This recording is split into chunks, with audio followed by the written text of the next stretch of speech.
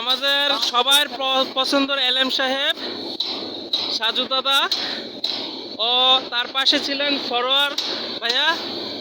কিন্তু ট্রেনটি red single ছিল, এখন গ্রিন সিঙ্গেল দাওয়াতে ট্রেনটি চলে যাচ্ছে।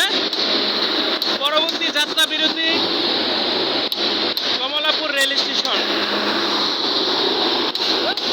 ধীর গতিতে ট্রেনটি চলছিল, তার সিঙ্গেল পেয়ে গেছে তাই চলে গেল, কিন্তু আমাদের দাদার সাথে দেখা আর হলো না।